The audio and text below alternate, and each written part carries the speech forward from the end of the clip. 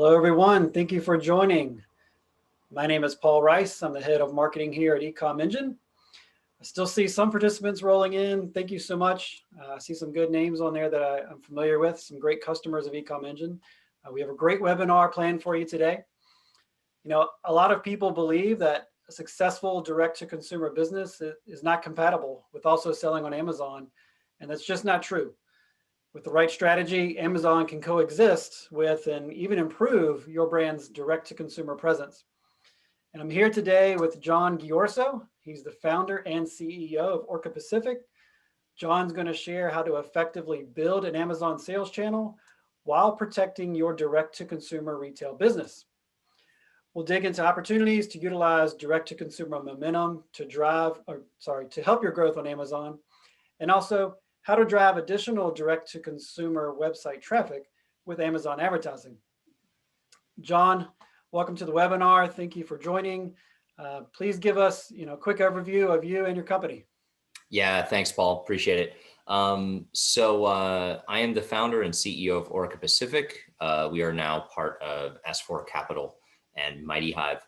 Orca Pacific is a full service agency with an exclusive focus on Amazon. So basically, our goal is to curate and offer services in every facet of the platform as it relates to growing and scaling, protecting a consumer product brand. So we do a lot on the front end: advertising, content, marketing, merchandising, etc., SEO. We do a lot on the back end, so operational elements, the kind of less sexy but really critical elements of running a retail or marketplace business. And then we do a lot in the higher level strategic side of things. We have over 50 people. We're here in Seattle, hundreds of clients, hundreds and hundreds of brands across those clients, across categories on the platform. We work with Amazon across North America and all the other global subsidiaries.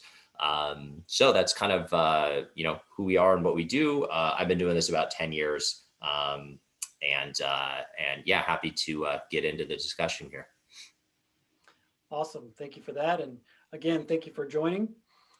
Quick agenda for everyone, just a couple of high-level bullet points that we'll probably cover. This is going to be a pretty free-ranging conversation, so we might get into some other things, who knows. But talking about audiences, Amazon versus your direct-to-consumer website.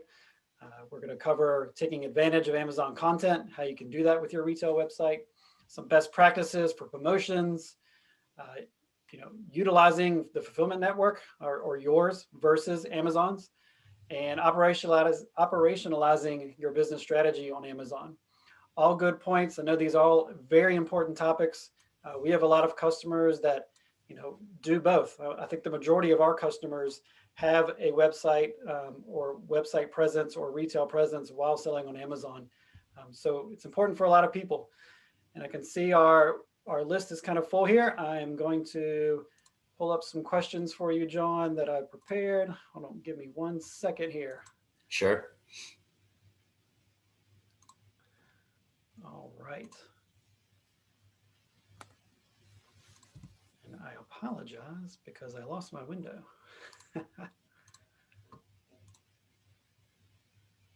All right. So, let's start with the basics. And a lot of you might already know this, but why Amazon? A lot of sellers complain about the margins on Amazon being lower with all the fees, but if your margins are better on your direct-to-consumer website, what motivation do brands have to be involved on Amazon at all?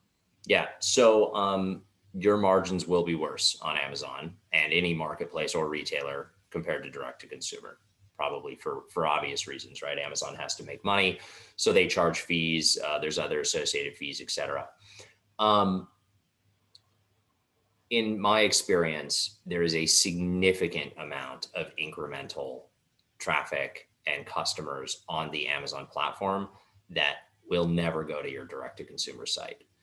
Take a I don't know, in any product category, say sunglasses. You can have a significant scale direct-to-consumer operation. There is still a huge portion of the market that is going to go to Amazon. They're going to start and they're going to end their journey on Amazon. They're going to start by doing research, typing in sunglasses, looking, different pairs, comparison, all the way down the funnel to purchase, and they will never leave. If your brand is not on Amazon, you will never sell your product to that customer. So that's reason number one. There's just you can be doing great at scale. There's a big chunk of customers that will only do commerce on the Amazon platform. Now, I think maybe the more interesting reason behind this is, there's kind of your core direct to consumer, your true fans, the folks that read your newsletter, that, go back to your site over and over, that will bypass Amazon entirely. There's those folks that are very loyal to Amazon that will never go anywhere else. But then there's a huge cross section of customers that are bouncing between channels, bouncing between doing research on your website, going to Amazon, going to another retail site, maybe looking at something in store. And there's no sort of necessarily linear path for them. This concept of a sales funnel's elegant. It's nice to think that they start here and then go here and here and here, but in reality, they go here and sideways and up and back and down. And that's just how customers shop and behave. So there's a huge amount of research that's being done on Amazon. 6 out of 10 customers start their product research journey on Amazon.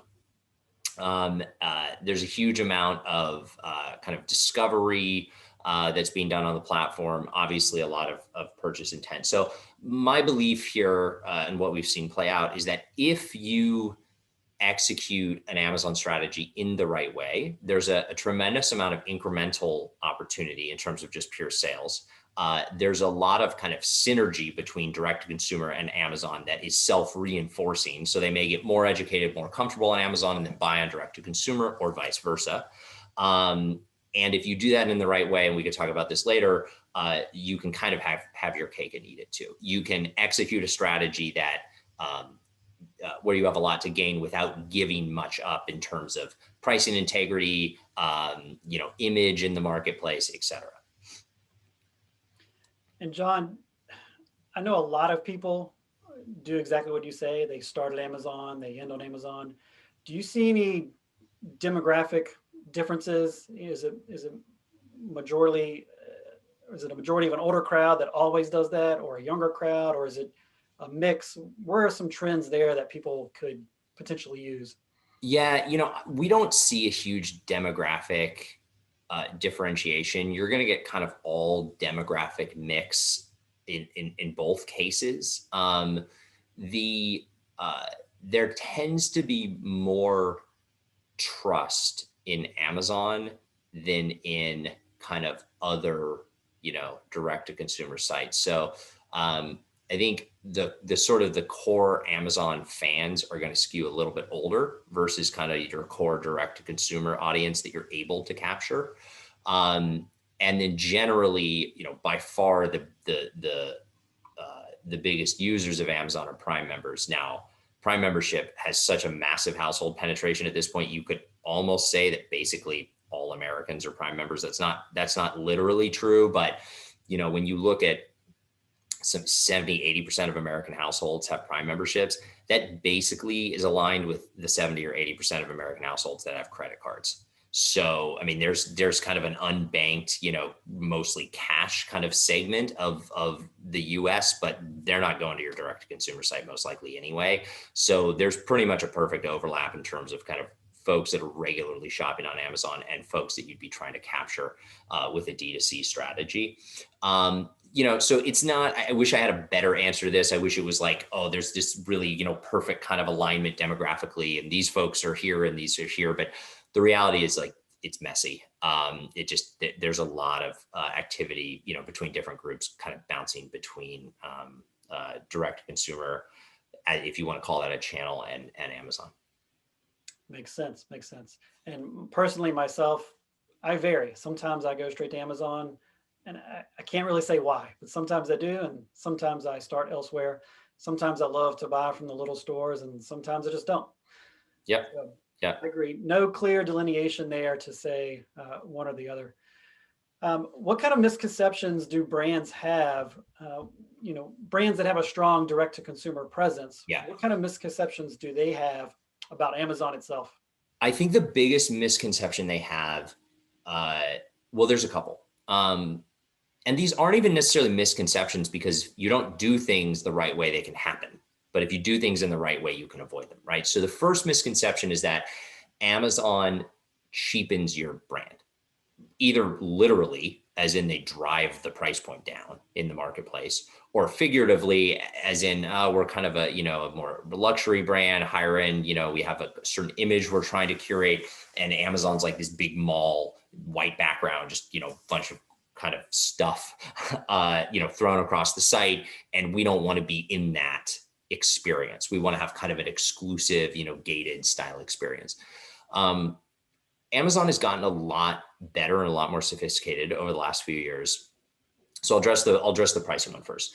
It is very possible if you set things up, and this could be a whole separate hour conversation, so we can dive into it. But I would say it's very possible to set things up in a way that ensures pricing integrity on the Amazon platform. So that is an achievable thing, right? To like not have your price point eroded, not have discounting without your permission going on, et cetera. So number two, the sort of the brand representation.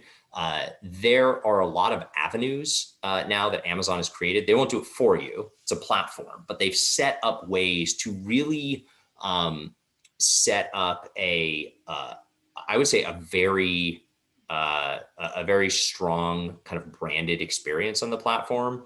You have brand stores. You have much more robust detail page content opportunities. There's a lot of opportunities to put video up. You have live video options. You have a new program called Amazon Posts, which is kind of it's a bit of a like Instagram clone in terms of being able to put more kind of, influencer user generated content up in a more kind of browsable way. There's a lot of opportunities to create an experience on Amazon that looks quite similar to your direct to consumer site, but lives on the Amazon platform. So I'd say, this sort of brand experience stuff can be dealt with now. The other, I think, misconception is that Amazon's going to knock you off, that they're going to compete with your product. There is some truth in that. Like, it can happen. But my view on this is if you have a differentiated product, and you have IP, et cetera, you're good. Amazon's not going to break the law to, clone your product and create a private label version. The other thing I would say is if you have a product that's so hot that Amazon wants to create a private label version, they're going to do that whether you're on the site or not. Sure, maybe they have some more pricing data and stuff if you're on the site, but again, I don't want people to, think I'm not being realistic here. I think there is some threat, but I think frankly, it's been kind of way overblown in the media in terms of how big of a threat is that actually. I can tell you we have, I've seen thousands and thousands of examples of D2C brands being successful on Amazon. I can maybe think of one or two where Amazon's actually turned around and competed with them directly. So can happen, but I wouldn't lose sleep over it.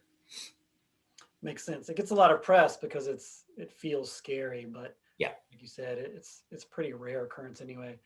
And last thing I'll say on that, like, it really comes down to product category. Amazon's private label strategy is commodity.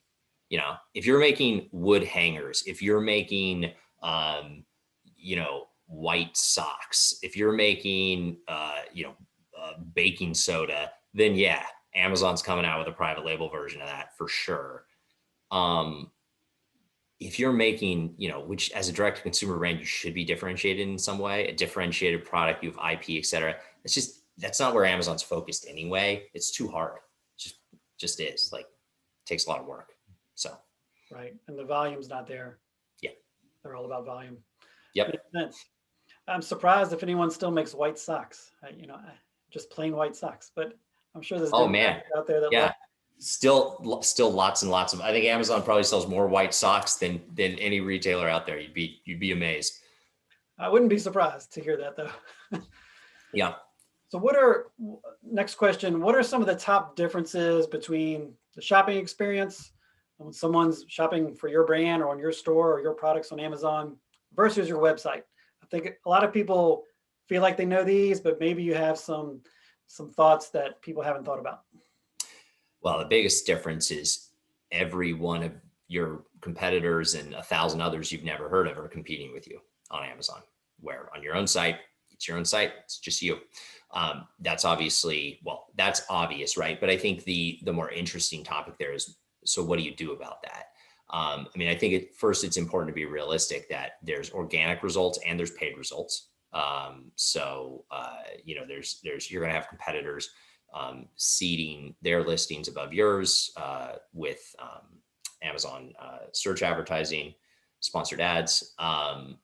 So you're going to need to have a defensive advertising strategy. And then, there are some curated opportunities I referenced earlier, brand stores. That is yours. Like, you own that. It's your products. You design it however you want. So what you really want to do ideally is develop a strategy where you get customers off of the search results page onto an owned page, either a product detail page if they're lower funnel, or a brand store if they're kind of mid funnel or higher funnel, as quickly as possible. You want to kind of get the customer out of that, search results page knife fight. And then it becomes a more sort of curated, customized experience like you'd see on your website. Yeah, I mean, it's a very, very different experience of I think how a customer shops, how they browse. It's much less loyal to a brand. So you're trying to encourage brand loyalty through the process to obviously ultimately convert to purchase. Makes sense. Makes total sense to me. And I already touched on audiences a little bit when we started, but I know there's not a clear demographic, but what is different about the audiences that shop on Amazon versus those that shop on a direct to consumer site, or maybe those that never shop on Amazon? Why do they do that? Yeah, on Amazon, you're going to get a lot more shopping behavior that is very targeted and impulse and immediate need driven. So if someone's going through kind of there's a million different examples, but let's say, someone sees your ad on Instagram, they go to your direct to consumer site, they bounce around, look at some of your stuff, make a purchase decision. That's shopping, right? Like that's kind of the natural, digital version of what people been doing, bouncing around in the mall, walking into a store, checking it out, maybe interesting, maybe not, maybe go back. Like, that's shopping. A lot of the commerce still on Amazon is buying. It is just direct. I need this thing. This suits my needs. Buy it, done, at my house in 2 days. Don't have to think about it anymore. Now, Amazon is getting better, and they're doing a lot to encourage what I would say is shopping, i.e. browsing, discovery, et cetera. So there's a lot of opportunity there now for brands that want to take advantage of that. But realistically, 90% of the commerce conducted on Amazon is very sort of targeted. Just, I need this thing, I need to buy it. Now, that doesn't mean that they don't want the best option or the most innovative, or they're going to do a bit of research. It's not all just down to the lowest price commodity product, but that is probably the biggest difference. Now, how that aligns demographically, it's hard to say, but I think that's the biggest difference is shopping behavior and intent is quite a bit different from direct to consumer to Amazon. Again, there's overlap, but so I think that's something to be realistic about, and just set up a strategy where you either swim with the tide, or you say, we're not a product we're not the cheapest, we're not the easiest, we're not, we're more expensive, we're differentiated. People really have to understand our product to be willing to pay more for it. If that's the case, then basically don't, fight the battle you're going to win, right? Like, don't worry about the impulse shoppers. They're not your customers anyway. Go after the people that are on Amazon, bored on their, while they're eating lunch or whatever, shopping, looking for gifts. And you can absolutely put a strategy together that goes after that. I don't want to call it demographic, but, kind of behavioral set. So it just depends on kind of who you think your customer is. Your customer's on Amazon, like, they're there, they're doing something, right? They're Prime members, they're doing something. The key is, how do you connect with them in a profitable, sustainable way? Got it. Makes sense. Now let's shift gears to fulfillment. It's Yep. one of Amazon's strengths, if not its strength. What is better for a brand? A lot of brands have been selling direct or have their own fulfillment network that they've been using for 5, 10, 15 years. And along comes Amazon with something that's superior. What's better to use and why? When would you choose one or the other? Yeah. So it's all going to come down to the customer experience, and what fulfillment option enables the best customer experience. The bar that Amazon set is Prime delivery. If you're on Amazon and you don't have Prime delivery, you're pretty much hosed unless there's one of two things going on. Either your product is so desirable that people are willing to wait longer to get it, which you need to take a serious look in the mirror and say, is that really the case? Because everyone, no one thinks everyone thinks their baby's cute, right? But like, really, they need to really, is someone genuinely going to wait 6 days versus 2 to get your product instead of your competitors? And then the other reason is you're in a category where Prime is just not table stakes yet. So there's furniture, large product that people are just kind of used to waiting longer to get. They don't expect to get a sofa in 2 days. Those are the exceptions. For 95% of products and product categories, the expectation is 2-day Prime. So then you have to ask yourself, well, how do you get that? For the vast majority of sellers on the Amazon marketplace, FBA, fulfilled by Amazon, is by far the easiest, most straightforward way to get that Prime offer on your product. There is an option. There are other ways to get Prime badging. You can do seller fulfilled Prime, which is a very difficult program, realistically, to be able to get in and keep up with. If you don't have 10, 12 warehouses nationally, you're probably not going to be able to cut it in terms of requirements. So you need to really have a scaled fulfillment operation already, or to use a 3PL that has that Prime badging. Basically, they have the 12 warehouses and you're already using them for other things, and they can just plug in and get that Prime badge. That works.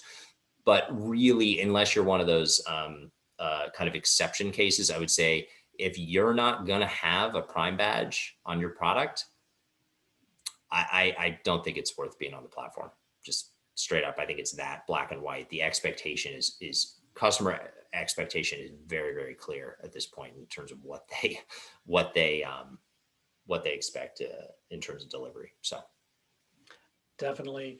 Now, is there anything there when we talk about fulfillment related to like just the headaches of you ship something and the package gets lost?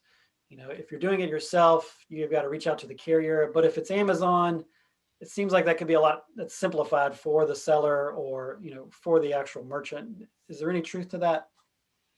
yeah, there is.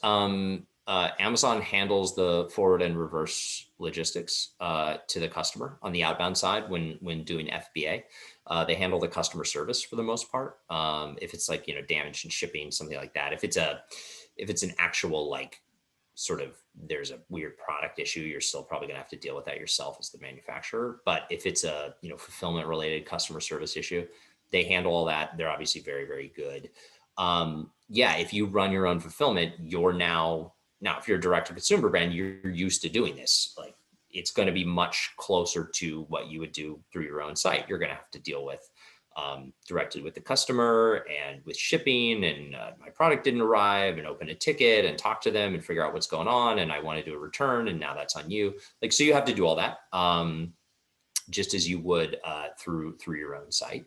So that's something to be realistic about. Now, I mean, the advantage, frankly, that direct to consumer brands have versus kind of traditional manufacturers is they're already doing that, because they're already doing that through their own website. You have a lot of traditional manufacturers that are just really B2B because they're just selling to retail. They're not selling direct to consumer at all. That's a much bigger hurdle for them to get over typically. But, a little bit more straightforward to D2C brands, but realistic to be about that.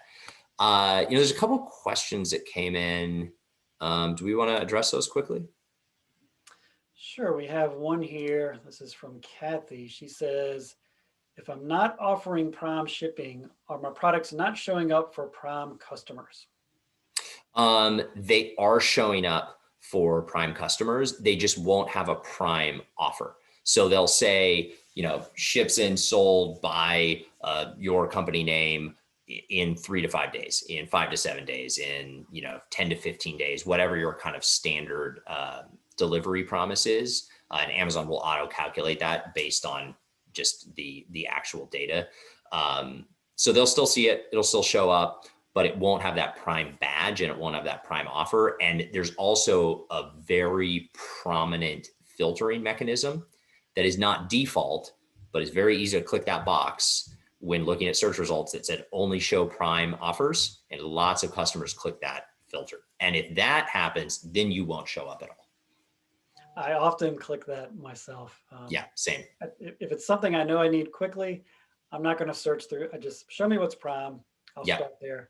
There's also, there's the obvious convenience factor of 2-day shipping. There's also a credibility factor. I think customers have gotten used to, if a brand's not Prime, are they a real company? Are they a real brand? Like, why aren't they Prime? I mean, it's multiple big hurdles you're getting over without that Prime badge. Yep. All right, now let's shift gears back to content. You mentioned, A+ content, and you also mentioned post. Post is really cool. We had a blog post on the Ecom Engine blog just this week about posts, and I think it has a lot of legs. It could go a lot of different ways as it matures. How can brands take advantage of all their content that they have created or they're currently creating for their own website and their own products on Amazon?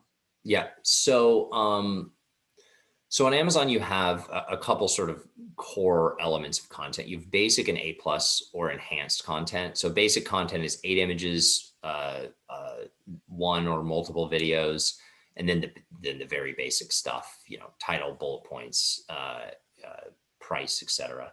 And then enhanced content is a little bit more robust, multiple paragraphs, different widgets, graphics. You can, in some cases, do videos in enhanced content. We recommend really taking advantage of every kind of content opportunity on the platform. There is a significant increase in conversion rates when more robust content is uploaded. My recommendation is to make it product specific, like item specific, because a lot of the time what you'll see is you have an option to put in multiple paragraphs of content. And so the company, the first paragraph, they talk about the company. The second paragraph, they kind of talk about the overall brand. Customers, when they're on the detail page, like it's the equivalent of picking up the box in the store or being on, the detail page on a direct to consumer site. Like they want to know about that specific product. That's what they're looking for. So there's also all of that content. All the text is SEO indexed. So there are some SEO best practices. You don't want to be, you want to prioritize the customer experience with the content over SEO. You don't want to do keyword stuffing or anything like that, where it sounds weird, but you do want to input high volume keywords into the content itself. And that's kind of the static detail page content. Brand store is sort of a whole separate discussion. Think of brand store as more like your website, like it's a kind of a living, breathing, should be regularly updated site within a site. So you don't want to just set up a brand store and walk away for 12 months. You should update it with new products, new promotions, new creative if you have that, seasonality, etc. And then posts, posts is really interesting. The best thing about posts, well, one of the best things is it's free right now, and it may not be free forever because it may get rolled up under an advertising, paid vehicle at some point. But right now it's free. Posts are a great place to put more sort of user generated or experiential or influencer generated content. So, the images on the detail page should really just be, this is the product open, this is the inside of the product. This is, like you need to show people the basics. What are they actually buying? thinking of like a backpack, right? Like all the angles, this is zipped open, this is the inside, this is the back. Like, they need to be able to virtually kind of look at it, pick it up. But then on posts, you can do like, this is this influencer who's camping with the backpack, and this is how it looks, while they're hiking or whatever. Like that type of experience, more of an Instagram type kind of product experience, is really, I think, the best use case for posts. Is further down on the page. So the customer in their journey, they're getting into really looking at the product now, right? Like they've seen the primary images, they've seen the description, they've gotten past that point. Once they're at posts, they're really kind of getting into the research. So that's what you want to kind of drive home with that content. Those are basically, there's other stuff, there's other kind of content elements, but those are the three big ones that every brand should be taking advantage of. Gotcha. I know we're jumping around a little bit. We do have a couple questions from Bruce, and this could be a whole conversation in itself, I think. His first question is, what is the key to not losing money on Amazon? The key to not losing money on Amazon is being realistic about all of the associated fees before you set up your product and start selling on the platform. So understanding what the standard platform fee is, but in addition to that, what are the FBA fees associated? Because you will want FBA, and that was, I think, the second question, and I can get to that in a second. You really will want FBA. So you need to factor that in, make sure that you can afford it. It's part of your margin on the product. And then hopefully you're setting your retail price in line with the marketplace. So your retail price ideally should be the same on your direct-to-consumer site, other retailers, Amazon. It's just, otherwise it's a weird sort of disjointed experience for a customer. And then I would say, ideally, if you're willing to do discounting, if you do discounting in other channels, you factor that in, and so that you can afford a 10, 20% off retail discount. Not all the time, but in certain holidays, et cetera. And then last but not least, and very important, is you factor in an advertising budget. You'll definitely need to be doing Amazon, at least search advertising.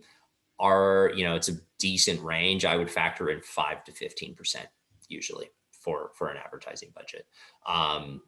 The more you can afford to do up front, the faster your business is going to grow. So, obviously you don't want to, I don't think there's any reason to lose money. I don't think any brand has to lose money to get to scale on Amazon. That shouldn't be the case. You should be able to, drive a sustainable business. And hopefully as you get bigger, pull back on that advertising a bit. So you're kind of, getting more margin as the ad budget reduces as a proportion of the overall business. But basically that's my advice on, just being kind of upfront about all those fees, which, by the way, if you run the process the right way, there shouldn't be any hidden fees. There shouldn't be any surprises. You should be able to have a transparent kind of budget before you start. How do you achieve a Prime badge? So you need to send product into Fulfilled by Amazon. That is a nuanced process. I would start by just going to Amazon. I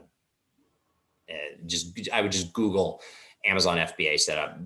First link will be their site, and that takes you kind of step by step through the process. It's a learning curve. There's nuances there for sure.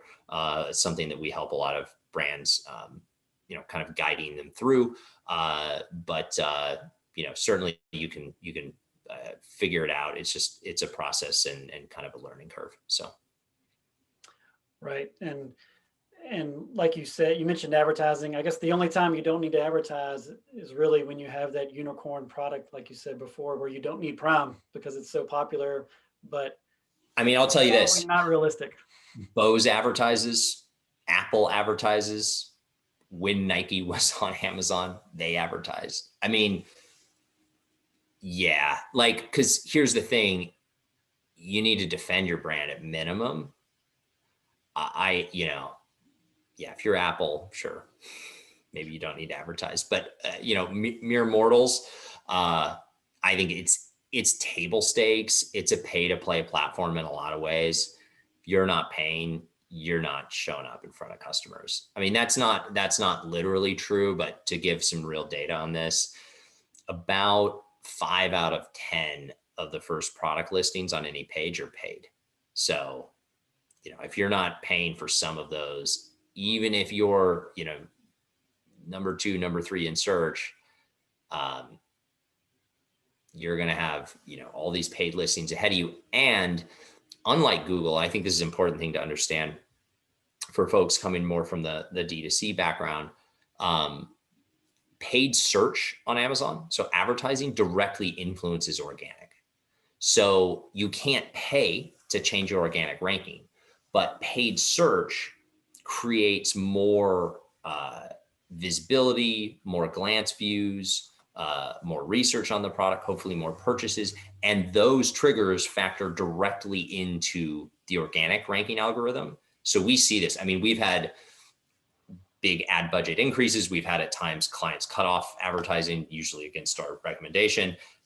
And you see almost immediate huge changes in organic rank.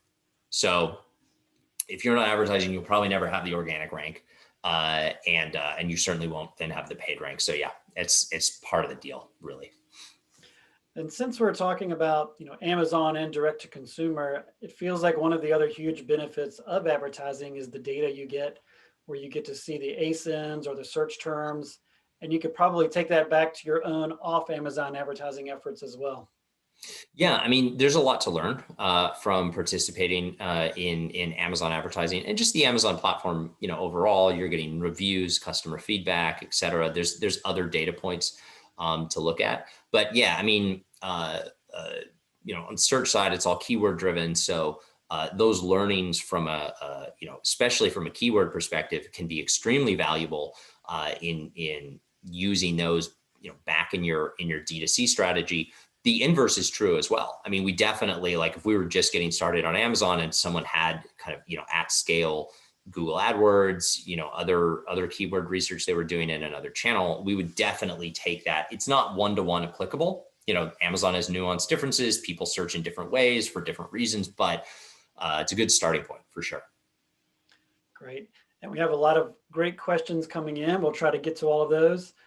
Before answering more questions, John, I wanted to talk about promotions. This is, it's one of the things that retailers focus on, but how do you coordinate between Amazon and your website when you're running promotions? And also, you don't want to get in trouble. How do you make sure you don't do that?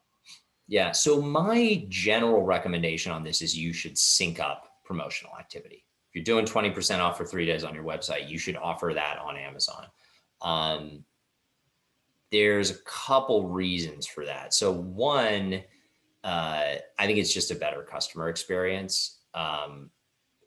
Two, Amazon, and this is tricky because it's not a black and white thing, but Amazon doesn't like a situation where a brand is selling a product at a price point that Amazon does not feel is competitive. Now, if you're at $39.99 and you do $5 off on your website for a day, Amazon's probably not going to catch that. But if that becomes a more chronic issue, and remember, this isn't like a person's looking at this. It's all just technology. It's Amazon's scraping. If that becomes a chronic issue, it can result in suspension of the product or even of your account on the platform, because basically you're violating Amazon's terms. One of the terms is you're going to offer competitive pricing. Now, that doesn't mean you have to price like under. You don't have to set a retail lower than you otherwise would. Amazon's expectation is basically that they just have what they consider to be like a fair retail on the product, which is basically in line with the rest of the marketplace. So both from a customer experience as well as kind of just not getting penalized by Amazon perspective, my recommendation is you sync up promotions. Specific to the channel, to Amazon, promotions can be very effective. Our recommendation is always to sync up any promotional activity with an advertising strategy. So basically, the majority of the traffic driving is going to be done through advertising, and then the promotion itself creates an additional call to action, which increases conversion rate. And John, I've never thought about that or looked into it. Do you know if there are connectors or software that connects from the most popular like Shopify or BigCommerce type stores that would mirror your promotion over to Amazon, to your Amazon store? I don't think there are, but there's nothing automated because to set up promotions is still a manual process.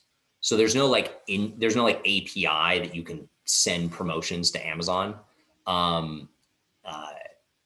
you could change pricing with an API, but that's different than a promotion, right? Because I mean, you can always lower your price, but then the customer doesn't really even know that the product's on promotion. They just see a lower price, which of course maybe there's price elasticity, but when you do a promotion, you want it to say deal, coupon, you want that to be obvious to the customer that they're getting an additional discount for a short period of time. That creates that kind of scarcity mindset to make the purchase right then and there. So right. And since we're talking about pricing, we did get another question from Stacy. She says, what if you are a vendor who doesn't control Amazon pricing? Then you can't sync your own website sales with Amazon's price since they're constantly changing it without notifying you. Correct. Yeah. So this is probably a macro point I should clarify here. Most of my comments here have been from the perspective of you would be a seller. My sort of approach here was, well, if you're direct to consumer, you're probably going to be setting yourself up as a seller, not a vendor. If you're a vendor, which, totally fine. We have lots of clients that are vendors. It can be sometimes a better approach to the platform, all things considered. But if you are a vendor, it definitely makes this conversation more complicated. So she's right. Vendors do not have control over their retail pricing.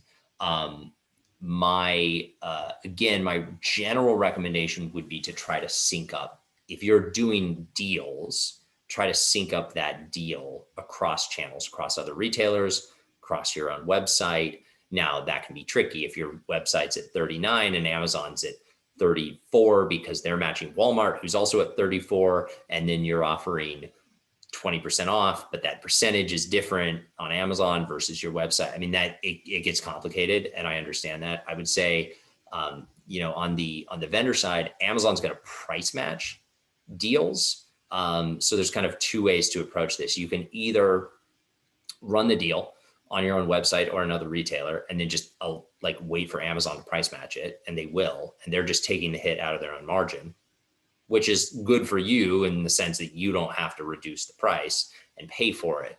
The issue with that, and this is kind of a bigger discussion, but that's going to reduce your net PPM, your vendor level profitability at Amazon, and that could kind of circle back to cause other negative outcomes.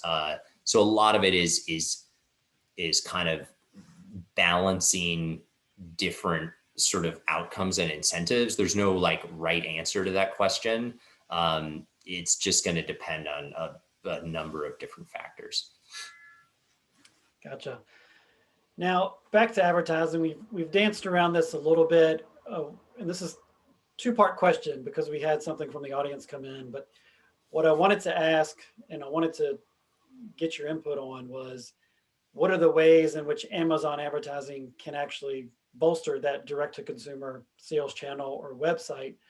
And Warren commented, or he asked a question just a few minutes ago. He said, if I'm advertising outside of Amazon, such as in social media or AdWords, should I send people to Amazon to help improve the ranking, or to my own website to build customer relationships? I know that's two kind of different questions, but very related. Yeah, no, that's fine. I'll tackle them one at a time. So you can use Amazon DSP, which is Amazon's display advertising option, to use Amazon customer data and drive that traffic to a direct-to-consumer site. So just like you would any other DSP, you can serve ads across Amazon, across other web properties, across hundreds of thousands of sites across the internet. The differentiating factor here is you can use Amazon's first-party data, so you can get very, very sophisticated in terms of targeting, and then you can drive that traffic to a direct-to-consumer site. What you can't do is you can't attempt to siphon Amazon customers from the platform to send them off-site using DSP. And I know like what I said is like, wait, aren't you just directly contradicting yourself?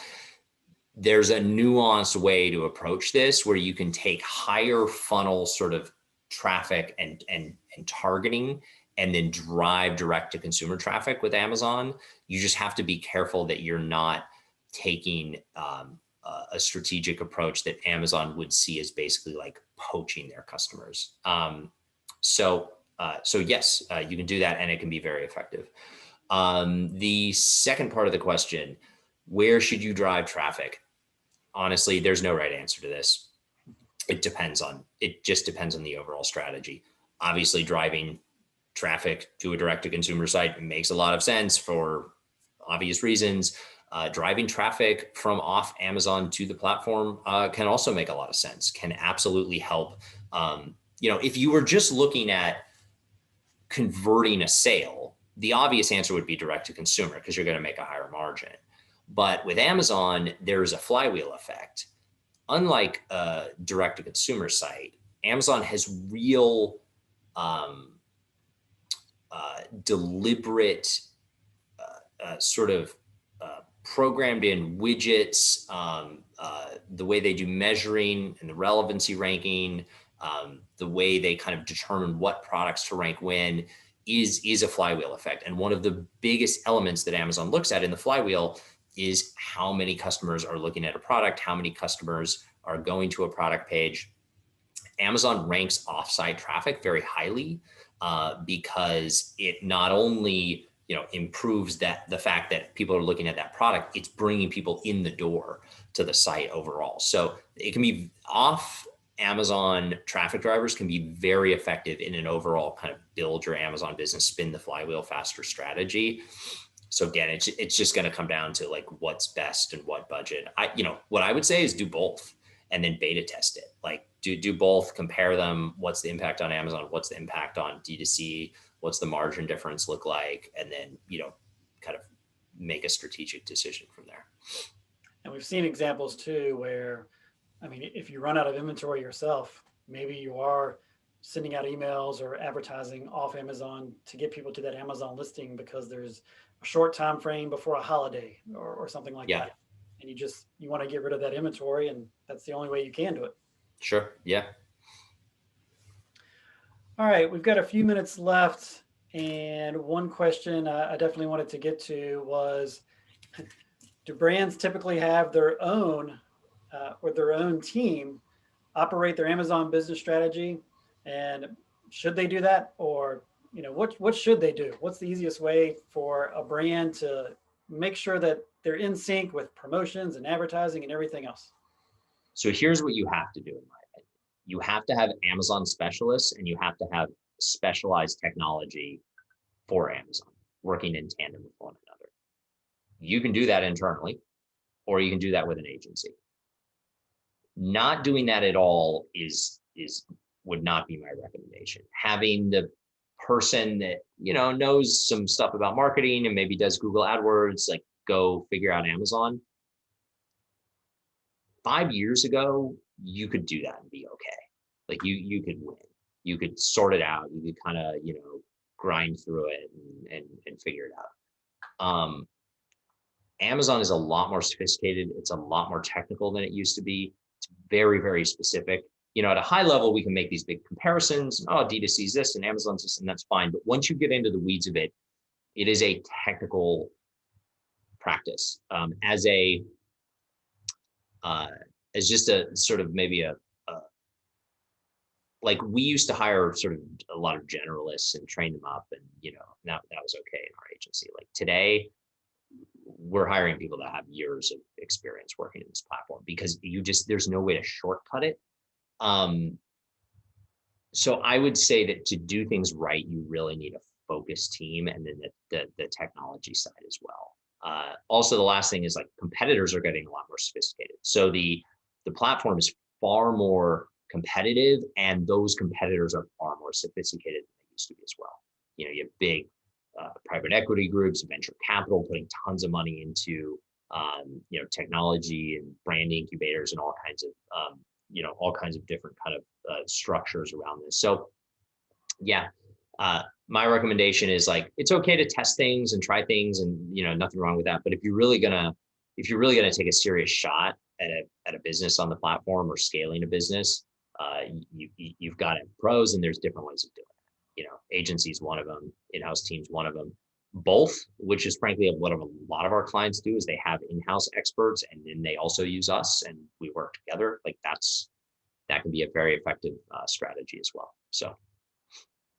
Makes sense. I have several friends and past colleagues who've had a direct to consumer business and they wanted to get on Amazon and they would ask me because I'm in the industry and I kind of have to tell them like it's not that complicated, but for them it just is because they go on there and they're immediately lost. It's just different from anything they've done before, and they think I can just take everything I have and match it over, but you can't. Not even your product titles; they need to be totally different. Yeah.